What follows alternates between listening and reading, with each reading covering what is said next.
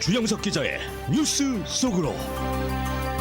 뉴스 속으로는 예방과 치료 의학도 최고, 리퍼도 최고, 시니어 어르신들에게 서울 메디칼 그룹이 최고, 서울 메디칼 그룹 제공입니다.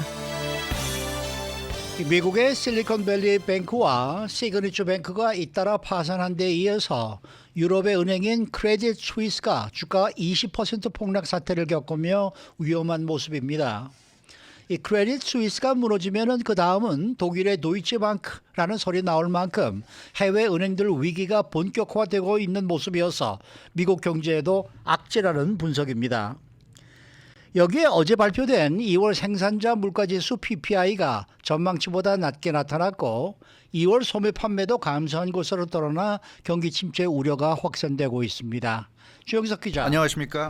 이 경제에 좋지 않은 신호들이 잇따라 나타나고 있네요. 그렇습니다. 이 실리콘밸리 뱅크의 파산, 시그네처 뱅크 파산 소식이 계속 터져 나왔죠. 그리고 소비자 물가지수 CPI, 2월 CPI 시장 전망 수치가 나왔는데 시장 전망치만큼 나왔습니다. 그리고 그 다음 날 2월 PPI 생산자 물가지수가 발표됐는데 시장 전망치보다 더 낮게 나왔어요. 더 낮게 나왔어요. 그래서 상당히 좀 경제가 위축되고 있구나 하는 걸 느낄 수 있었고 2월 소매 판매도 전월보다 0.4% 감소했습니다. 그리고 뉴욕 엠파이어 스테이트 비즈니스 상황 지수, 우리가 흔히 뉴욕 제조업 지수라고 그러죠. 이것도 3월에 마이너스 24.6을 기록했습니다. 그래서 이 주요 수치들이 이렇게 뭔가 상당히 좀 낮은 수치가 나오고 있어요. 이게 물론 연준 입장에서 인플레이션만 가지고 이제 인플레이션이 얼마나 떨어지나 이것만 가지고 판단할 때는 괜찮은 거죠. 연준이 원하는 그런 낮은 수치가 나오는 건데 이게 계속 모든 수치가 이렇게 낮게 나오다 보니까 인플레이션이 문제가 아니라 이제 경기 침체로 들어가는 것 아니냐는 그런 걱정이 커지고 있는 상황입니다. 여기에 크레딧 스위스, 이 글로벌 은행이죠. 크레딧 스위스가 어제 주가가 20%가 폭락하면서 파산설이 나올 정도로 심각한 상황이 됐었고, 그래서 이런 여러 가지 악재들이 갑자기 좀 쏟아져 나오면서 경제에 대한 우려가 커지고 있는 그런 상황입니다. 네, 관련 경제 네. 관련 지수들이 전망치하고 일치하거나 또는 전망치보다 못하거나 뭐 네. 이런 수치들이 나오고 있는데 수치를 어떻게 해석을 하느냐, 어떻게 바라봐야 그렇죠. 되느냐 이게 중요하잖아요. 그게 중요하죠. 네. 이제 미국 경제가 그래서 대부분의 전문가들은 미국 경제가 본격적인 침체 국면에 들어가는 것이 같다 이렇게 네. 지금 보고 있습니다. 그러니까 지금 앞서 말씀드렸던 뭐 2월 CPI, 2월 PPI, 뭐 2월 소매 판매, 뉴욕 제조업 지수 이런 여러 가지 지수들이 나타내는 거는 공통된 시그널이다. 그 시그널은 바로 경기 침체다. 이렇게 전문가들이 지금 보고 있고요. 한마디로 얘기하면 그만큼 소비가 위축되고 있다는 겁니다. 물건이 안 팔리고 서비스가 지금 많이 이용되지 않고 있는 그런 상황입니다. 그래서 미국인들이 소비를 줄이고 있다는 게 이제는 우리가 확연하게 느낄 수 있는 이런 수치들이 지금 나타나고 있고요. 뉴욕 제조업 지수가 0 미만이면 제조업 활동의 수축을 의미하는데 지금 뭐 앞서 말씀드린 대로 3월 뉴욕 제조업 지수가 마이너스 24.6까지 지금 나왔고 3월 중 신규 주문도 마이너스 21.7. 그래서 경기 위축, 경기 침체로 가는 징후가 좀 뚜렷하게 나타나고 있는 것으로 보여집니다. 그러면 지금 미국 경제가 경기 침체가 우려되고 있는 네. 방향으로 나아가고 있다 이 얘기입니까? 예, 그렇습니다. 그래서 어제 뉴욕 증시가 지금 크게 하락세를 보인 것도 경기 침체를 반영한 것으로 보이고요. 물론 그것 때문에 오늘은 좀 반등을 해서 3대 지수가 다 오르고 있습니다만 물론 이제 크레딧 스위스에 대해서 이제 스위스 중앙은행이 이제 지원을 하고 뭐 이런 좋은 소식이 나와서 이제 반등을 했겠습니다만 어찌 됐건 굉장히 지금 경제에 대해서는 우려가 커지고 있습니다. CPI, PPI, 소매 판매, 뉴욕 제조업 지수 등을 각각 따로 떼어놓고 보면 우리가 이건 이렇고 저건 저렇다고 우리가 해석할 수도 있지만 이 중요한 수치들을 동시에 거의 비슷한 시기에 나왔잖아요. 지금 이 수치들을 한꺼번에 이렇게 놓고서 본다면 지난 2, 3일 사이에 나온 이 수치들을 분석해 보면 결론은 하나라는 겁니다. 역시 앞서 말씀드렸던 대로 소비 위축이 뚜렷하다. 그리고 미국 경제가 지금 경기 침체로 가고 있다. 이 해석이 대세를 이루고 있습니다. 게다가 그 크레딧 스위스 은행 위기설까지 네. 지금 함께 터져 나오고 그렇죠. 있어가지고 그렇죠. 더 걱정입니다. 더 걱정이죠. 예. 유럽 대형은행 크레딧 스위스가 어제 주가가 20% 폭락했죠. 이 사우디아라비아 국립은행 아마르 알쿠다이리 회장의 발언 때문이었습니다. 네. 이 크레딧 스위스의 그 최대 주주죠. 사우디 국립은행이 그 국립은행의 그 알쿠다이리 회장이 그 블룸버그 TV와 인터뷰를 가졌는데 규제 때문에 크레딧 스위스 지분을 10% 이상 보유할 수 없게 됐다 이런 얘기를 했습니다. 그래서 추가적인 자금 수요가 있어도 추가 재정을 제공하지 않겠다 이런 얘기를 했습니다. 그래서 이 크레딧 스위스는 사우디의 후원을 받았기 때문에 그동안 많은 사람들이 안심하고 거래를 했었는데 사우디가 더 이상 추가 재정 지원을 안 해준다 그러면 야 이거 문제 있는 거 아니야? 이제 이러면서 그 취리 증권거래소에서 크레딧 스위스의 주가가 20%가 폭락했죠. 사실 크레딧 스위스가 명성 있는 글로벌 은행이지만 2008년 금융위기 사태 때부터 굉장히 좀 부실한 은행으로 꼽혀왔던 게 사실입니다. 그동안 사우디 자본에 의해서 어떻게 보면 근근히 버텨오던 상황이라고 볼 수가 있는데 사우디가 이제 규제를 이유로 해서 추가 재정 공급 불가 입장을 밝히면서 휘청했죠. 근데 다행히 어제 스위스 중앙은행인 스위스 국립은행이 긴급 대출 발표했습니다. 최고 500억 스위스 프랑, 이 500억 스위스 프랑 정도를 지원하겠다. 500억 달러, 540억 달러 정도를 지원하겠다. 미국 달러화로. 그리고 그러니까 한국 돈으로 하면 이게 70조가 넘는 어마어마한 금액입니다. 70조 3천억 원. 그래서 이 정도로 대출해 준다고 하니까 일단 크레딧 스위스가 파산할 그런 위험은 벗어난 것으로. 그러니까 유동성이 굉장히 좀 걱정스러운 상황이었는데 스위스 중앙은행이 일단 유동성을 공급해 준다는 그런 결정을 내렸기 때문에 급한 불은 지금 끈 것으로 이렇게 나타나고 있습니다. 네. 그 연준 입장에서도 지금 다음 주 열리게 되는 3월 FOMC 회의에서 어떤 결정을 내릴지 상당히 좀 고민이 될 것 그렇죠. 같아요. 제가 이틀 전 이 시간에 어제는 다른 뉴스 전해드렸고 이틀 전 이 시간에 연준이 0.25% 포인트를 올릴 건지 금리 동결을 할 건지 좀 애매하다고 말씀드렸어요. 근데 그때만 해도 그래도 0.25% 포인트 오른다는 게 좀 더 높은 것 같다. 하지만 일주일 정도 기간이 남았기 때문에 FOMC 열릴 때까지 그 안에 어떤 변수가 나타날지 모르겠다 그랬는데 지금 이틀이잖아요. 어제 하루 스킵하고 오늘 이틀째 이 소식 전하는데 벌써 크레딧 스위스 변수가 나타났고요. 그래서 지금은 더욱더 금리 동결설이 힘을 얻고 있습니다. 이런 상황에서 연준이 금리를 인상한다는 건 아무리 0.25% 포인트라도 그거는 정말 어려운 일이다 하는 그런 이제 분석이 힘을 얻고 있고요. 이게 어떻게 보면 크레딧 스위스 이런 사태까지 나타나다 보니까 연준의 고민거리를 덜어주는 것 같아요. 여기서 0.25% 포인트 올려야 되나 동결해야 되나 고민할 수도 있는데 오히려 이런 일들이 더 벌어지니까 확실하게 동결 쪽으로 가는 게 아닌가 이런 그 느낌이 강하게 듭니다. 그러니까 지금까지는 인플레이션이 가장 큰 문제였는데 이제는 더 이상 인플레이션이 문제가 아니라는 거죠. 물론 인플레이션이 그렇다고 해서 지금 사라졌다는 건 아니지만 발등에 불부터 꺼야 된다. 이런 차원에서 볼 때는 경기 침체를 방어하는 게 인플레이션을 잡는 것보다 더 심각한 문제가 됐다.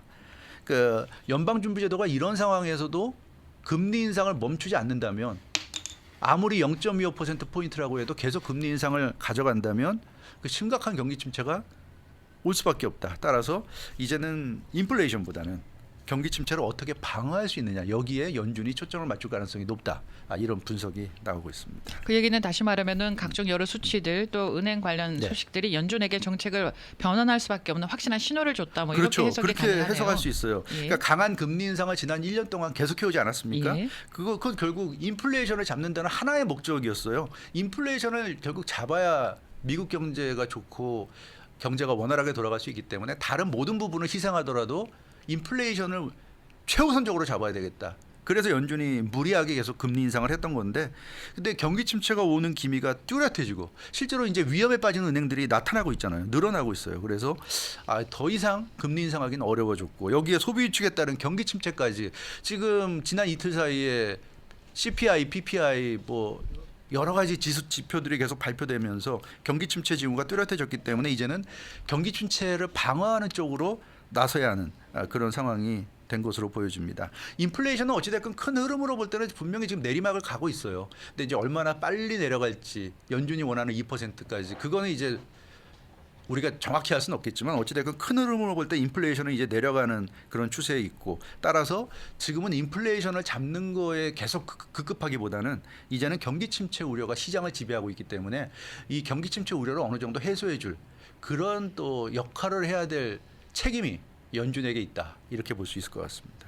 근데 지금 은행들이 특히 문제인데 이 대형은행보다 중소은행들이 더 문제다. 뭐 네. 이런 얘기들도 나오고 그런 얘기 나오고 있어요. 그 대형은행들은 아시다시피 2008년 금융위기 사태를 겪은 이후에 도드 프랭크법의 규제를 받고 있죠. 그래서 이 도드 프랭크 법은 이 대형은행들이 방만하게 부실하게 운영하지 않도록 여러 가지 규제를 가하는 그런 법입니다. 그래서 최상위, 미국의 최상위 25개 은행들은 워낙에 이런 도드 프랭크 법에 의해서 여러 가지 규제를 받다 보니까 지금 상태가 그렇게 나쁘지 않다는 얘기예요. 그런데 중소은행들은 오히려 대형 은행들보다 더 위험에 노출돼 있다 하는 그런 지적도 나오고 있습니다. 이 중소은행들, 미국의 초대형 은행들, 가장 큰 은행들 25개를 제외한 나머지 중소은행들이 가지고 있는 자산이 약 5조 달러 정도로 추정되는데요. 지금 이 상황에서 연준이 은행들의 위기를 해소시켜주지 않는다면 그러면 뱅크런 같은 게 일어날 가능성이 분명히 있고요. 그렇게 될 경우에는 심각한 그 위기를 맞을 수 있다 하는 그런 얘기입니다. 그래서 중소은행들 같은 경우는 이제는 서바이벌, 살아남는 게 중요하게 됐고, 그래서 살아남기 위해서는 결국 대출 관리에 들어갈 수밖에 없다는 그런 분석이 지금 나오고 있죠. 오늘 그런 기사들이 많이 쏟아져 나왔는데요. 그러니까 신규 대출 같은 경우는 중단하거나 최소화시켜서 정말 확실하게 안전하게 그 대출을 부실화되지 않는다고 보장할 수 있을 만한 그런 안전한 대출 아니면 신규 대출은 해주지 않을 거고, 기존 대출 같은 경우도 회수에 들어갈 가능성이 대단히 높다는 그런 분석입니다.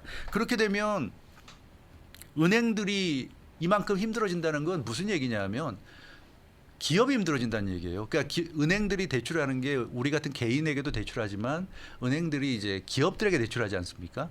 그러니까 은행들이 신규 대출 중단하고 기존 대출 회수에 들어간다는 건 그만큼 기업들에게 어려운 시기가 온다는 얘기예요. 그래서 은행이 힘들어지면 기업도 힘들어지고 그럼 개인도 힘들어진다. 따라서 연준이 더 이상 인플레이션만 보고 우린 모르겠다. 무조건 인플레이션만 잡아야 된다. 나머지는 모르겠다. 이렇게 고집 부릴 수 있는 상황이 아니라는 거죠. 너무 지금 상황이 심각해지고 있다.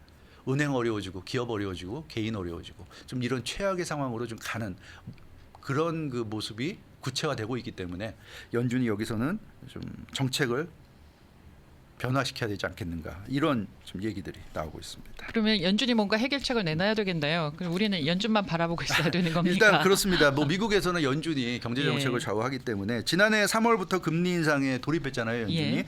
그러니까 그리고 이제 5월부터는 이제 빅 스텝, 예. 또 자이언트 스텝을 밟으면서 이제 급격하게 금리를 올려왔습니다. 그런데 이제 저도 이 시간에 여러 번 말씀드렸죠. 거의 1년여 동안 연준의 금리 인상은 계속됐지만 그 덕분에 뭐 인플레이션이 조금 내려오긴 했지만 그 특별한 어떤 연준이 바라는 효과는 없었어요. 실업률이 크게 오른다거나 뭐 이런 경제가 좀 위축되거나, 연준은 그런 걸 바랬는데 그런 현상이 거의 안 나타났어요. 1년 동안이나 이렇게 강력한 금리 인상을 했음에도 불구하고 실업률은 완전 고용 수준을 계속 유지하면서 굉장한 저항력을 보여줬고요.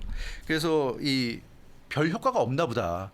더 세게 해야지 뭐 이런 상황이었는데 드디어 이제 이 3월 들어서 2023년 3월 들어서 드디어 이제 연준이 원하는 그런 효과가 나타나고 있습니다. 그만큼 미국 경제가 이제 1년 동안 연준이 계속해온 금리 인상의 부담 때문에 드디어 이제 경기 침체의 어떤 본격적인 모습을 보이고 있다는 얘기죠. 그래서 지금 당장 동결한다 하더라도, 연준이 이제 지금부터 동결한다 하더라도 그동안 쌓인 효과 때문에 1년 동안 어마어마하게 금리 인상을 했잖아요. 그래서 그동안 쌓인 효과 때문에 당분간 어려움이 계속될 것으로 보인다는 그런 좀 분석이 나오고 있고요.